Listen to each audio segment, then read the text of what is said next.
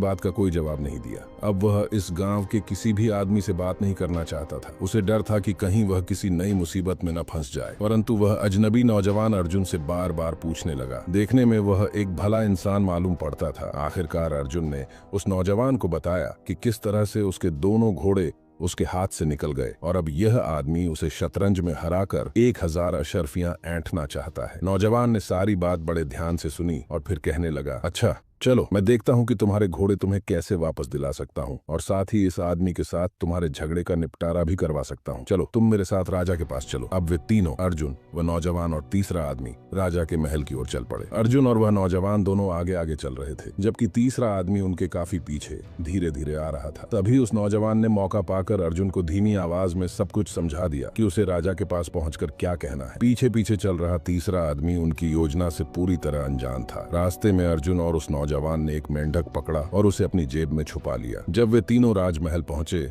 तब अर्जुन ने राजा के सामने अपनी शिकायत रखी। उसने बताया कि गांव के 2 लोगों ने उसे उसके 2 घोड़े ठग लिए। राजा ने सिपाहियों को भेजकर उस बूढ़े आदमी और एक आंख वाले आदमी को राज दरबार में बुलवाया। राजा के सामने पहुंचकर बूढ़े आदमी ने अपनी बात रखी। उसने कहा, महाराज, जो मेंढक अर्जुन के नीचे दबकर मर गया उसे मैं अपना बेटा मानता था, जिसे मैंने बड़े प्यार से पाला था। अर्जुन ने तुरंत अपनी जेब से एक मेंढक निकाला और बूढ़े आदमी के सामने रखते हुए कहा, महाराज, इस मेंढक को मैं अपना बेटा मानता हूँ। मैं इस मेंढक को पहाड़ के नीचे छोड़ देता हूँ और अगर ये बूढ़ा आदमी उस पहाड़ से नीचे गिरकर इस मेंढक को कुचल दे तो मेरा बदला पूरा हो जाएगा। राजा ने कहा, हाँ, ये बिल्कुल ठीक है। मेरे विचार से यह सही न्याय है। बूढ़े के मुकदमे का यही फैसला है। ये सुनकर बूढ़ा चुपचाप अपना घोड़ा अर्जुन को लौटाकर वहाँ से चला गया। अब एक आंख वाले आदमी की बारी थी। उसने राजा के सामने अपना पक्ष रखा। अर्जुन ने कहा, हुजूर, इसमें कोई शक नहीं है कि मेरे पिता को अजीबोगरीब शौक है। उनमें से एक यह है कि वे लोगों की आंखें जमा करते हैं। हमारे गोदाम में सैकड़ों आंखें जमा है। मैं इस आदमी की आंख वापस करने को तैयार हूँ,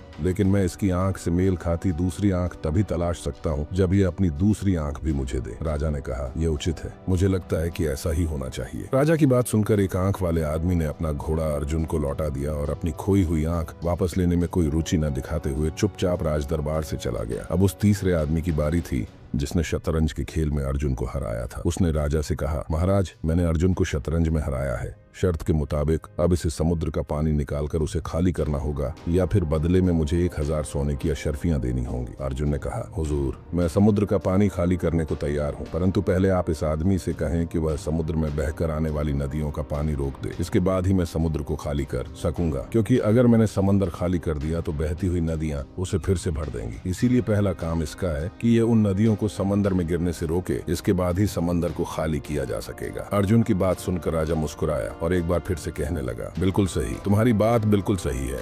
इस आदमी को पहले जाकर समंदर में गिरने वाली नदियों को रोकना होगा। अब तो इस तीसरे आदमी की भी बोलती बंद हो चुकी थी। वह सिर झुकाए चुपचाप वहां से चला गया।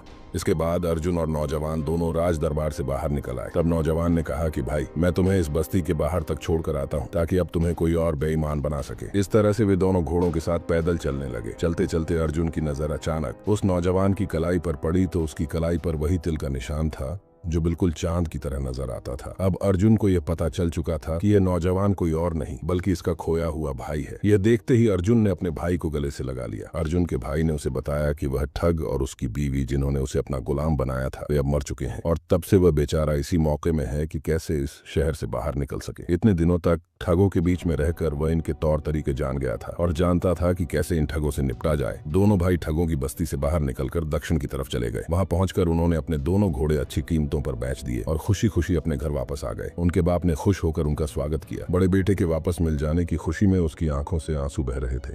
हेलो दोस्तों, अगर आपको हमारा कंटेंट पसंद आ रहा है तो एक लाइक जरूर करें। चैनल को सब्सक्राइब करना न भूलें।